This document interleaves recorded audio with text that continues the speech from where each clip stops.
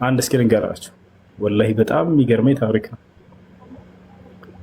ዑመይር የሚባል ሰው ነበር በነብዩ ሰለላሁ ዐለይሂ ወሰለም ዘመን መካ ላይ ነው። ከበድር ጦርነት በኋላ የበድር ጦርነት የመጀመሪያው ጦርነት ነው።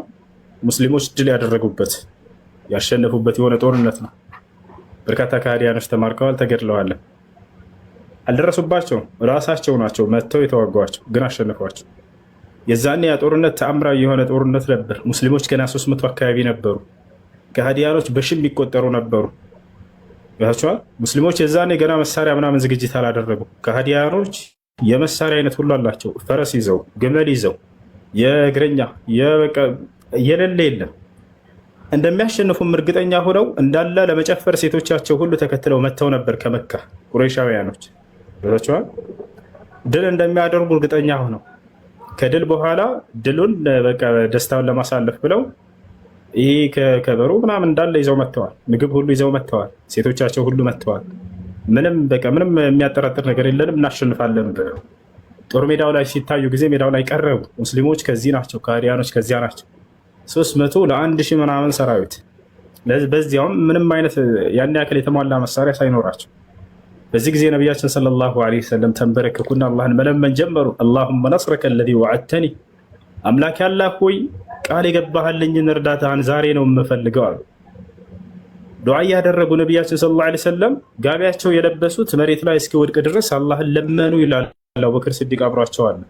ሐታ ቁልቱ ለሁ ያ ነቢይ አላህ ኢነላሃ ሙንጅዙን ለከ ማ ወዐደክ፣ አንተ የአላህ ነቢይ ሆይ አላህ ቃል የገባልህን ቃሉን ይፈጽምልሃል፣ ይበቃሃል ከዚህ በላይ ብሎ እስኪያስቆሟቸው ድረስ ነቢያችን ሰለላሁ ዐለይሂ ወሰለም አምልኮ ውስጥ ከገቡ በቃ ሌላ ዓለም ውስጥ ናቸው። ገብቷቸዋል። ሌሊቱ ሁሉ ይነጋል። አንዳንዴ እናታችን አይሻ አብራ ስትናገር አብራ ያደረች ሚስታቸው እየሰገዱ የሱብሂ አዛን የሚባልበት ጊዜ አለ አለች። ከማታ ጀምሮ እኮ ነው ያ ጀማዓ። ስለዚህ በዚያ ሁኔታ ሳሉ ነቢያችን ሰለላሁ ዐለይሂ ወሰለም ልክ ዱዓውን እንደጨረሱ ፈገግ አሉና ይሄን አንቀጽ አነበቡ። ምን አሉ? ነቢያችን ሰለላሁ ዐለይሂ ወሰለም ምን አሉ? ሰዩህዘሙል ጀምዑ ወይወሉነ ዱቡር የሚለውን አንቀጽ አነበቡ። ትንቢት ነው ይሄ የቁርአን አንቀጽ ሱረቱል ቀመር ላይ ይገኛል። ሰዩህዘሙል ጀምዑ፣ እነዚህ ሁሉ ስብስቦችም ይሸነፋሉ።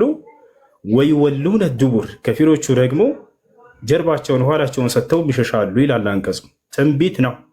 ድል እንደሚያደርጉ እየተናገሩ ነው። የነቢይነታቸው ማረጋገጫ ነው። አንድ ነቢይ ትንቢትን ተናግሮ ያ ትንቢት በተናገረበት መሰረት መፈጸሙ ትክክለኛ ነቢይ መሆኑ ማረጋገጫ ነው። የተናገረው ትንቢት በተናገረበት መሰረት አለመፈጸሙ ደግሞ የዚያ ነቢይ ሐሰተኛነቱ ማረጋገጫ ነው። ታዲያ ነብዩ ሰለላሁ ዐለይሂ ወሰለም ፈገግ ብለው ሁሉም ይሸነፋሉ በአሁኑ ጦርነት ላይ ዝም ብላችሁ ታያላችሁ አሉ። ጀርባቸውንም ሰጥተው ይሄዳሉ የሚለው አንቀጽ ተነበበ። ወዲያውም አላህ ሱብሓነሁ ወተዓላ የቁርአን አንቀጽ አወረደላቸው። ምን የሚል ኢዝ ተስተጊሱነ ረበኩም ፈስተጃበ ለኩም አኒ ሙሚድኩም ቢአልፊን ሚነል መላኢከቲ ሙርዲፊን፣ ሙሐመድ ሆይ እኔን ጌታህን አላህን እርዳታ በለመንከኝ ጊዜ አለ እኔም እሺ ብዬ ተቀበልኩህ። እኔ አንተንና ሰራዊቶችን አስከተዬ 1000 የመላእክት ሰራዊቶችንም እንደማስከትልልህ ቃል ገባሁልህ አላቸው። 1000 መላእክቶች ከሰማይ ጅብሪልና ሚካኤል ሰራዊቶቻቸውን ይዘው ወረዱ፣ አብረዋቸው ሊዋጉ ማለት ነው። ምክንያቱም እነዛ በሺዎች የሚቆጠሩ ናቸው፣ እነዚህ ገና 300 ናቸው። የማይመጣጠን ቁጥር ነው። ከዚያ ጦርነቱ ተካሄደ፣ እንዳሉትም ተፈጸመ። ተሸነፉ እነዛ ከሃዲያኖች። የተወሰኑት ይሸሻሉ ጀርባቸውን ሰጥተው ተብሎ ነበር አይደል አንቀጹ ላይ። የተወሰኑት መሸሽ ጀመሩ። ከዚያ ማረኳቸው፣ ያዟቸው፣ ተማረኩ።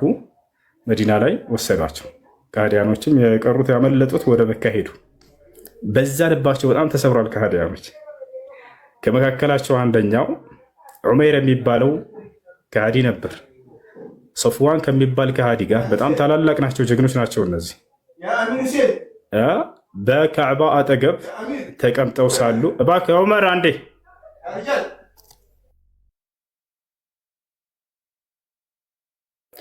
ከዛ በኋላ ምን ሆነ? በካዕባ አጠገብ ተቀምጠዋል እነዚህ ሁለት ሰዎች። ነቢያችን ሰለላሁ ዐለይሂ ወሰለም ደግሞ መዲና ናቸው። ምርኮኞቻቸውን ይዘዋቸው እዛ ተቀምጠዋል። የተማረኩት እዚያ ናቸው። ታዲያ በኢስላም ከተማረከበት አንድ ከሃዲ የተማረከበትን ቤተሰብ ገንዘብ ከፍሎ ሂዶ ነፃ ማውጣት ይችላል። ያ ምርኮኛ ጫፉ አይነካም በኢስላም። ታበላለህ፣ እንዳውም ታጠጠዋለህ። ገብታችኋል አይደል? ከማረክ በፍጹም ጫፉን አትነካም። የተማረከበት ቤተሰብ ካለ መጥቶ ይወስዳል። ያን ለማድረግ አልቻለም ዑመይር። ዑመይር እና ሶፍዋን አብረው ተቀምጠው ሳሉ ካዕባ ስር ምን አለ ዑመይር እዚያ ላሉ ሰዎች እንዳው እኔ ማነው ሙሐመድን የሚገድል ሂዱ ለብቻው ተደብቆ እንደምንም እንደሰላይ ሆኖ ተጠግቶ ምናምን ገድሎት የሚመጣ ምናምን ሲባል ዑመይር ምን አለ እኔ ብድር ባይኖርብኝ ኖሮ እነዚህን ህፃናት ቤተሰቦቼን እንዳው ባይኖሩብኝ ኖሮ ሙሐመድን ሄጄ ገድየው መጣ ነበር አለ።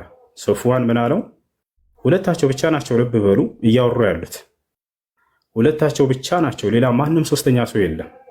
ሶፍዋን ምን አለው ለዑመይር ዑመይር ሆይ አለው እኔ ያለብህን ብድር እከፍልልሃለሁ፣ ቤተሰቦችህንም የሆነ ነገር አደጋ ቢደርስብህ አንተ እዚያ እርሱን ለመግደል ሄደህ እኔ እዚህ ምትክ ሆንልሃለሁኝ፣ አብሽር በእኔ ጣለው፣ እሱን ብቻ ሄደህ አንተ ሙሐመድን ገድለህን አለው።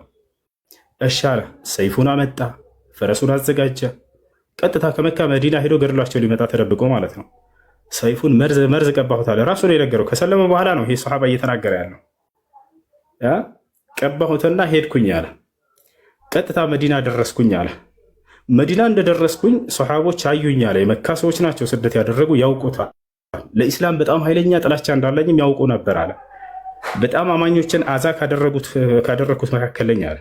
እነ ዑመር ወዳው እንዳዩኝ መጣ፣ ይሄ የኛ ጠላት፣ የኢስላም ጠላት፣ የአላህ ጠላት መጣ። ደግሞ ምን ፈልጎ ይሆን ምናምን ብዬ ስናገር ከዚያ በኋላ ነቢያችን ሰለላሁ ዐለይሂ ወሰለም ራቅ ብለው አይተዋል አለ። ዑመር ሆይ አሉት ተወውና ወደ እኔ ይምጣ አሉኝ አለ። በጣም ደነገጥኩኝ አለ ዑመር። ሰይፋቸውን ይዘዋል እኮ ሰይፉን ይዘዋል ሰውየው። ነቢያችን ሰለላሁ ዐለይሂ ወሰለም ተወውና ወደ እኔ ይምጣ ላኩት ብለው ተናገሩ። እርሳቸው ድንኳናቸው ውስጥ ተቀምጠዋል። ከዚያ በኋላ መጣ።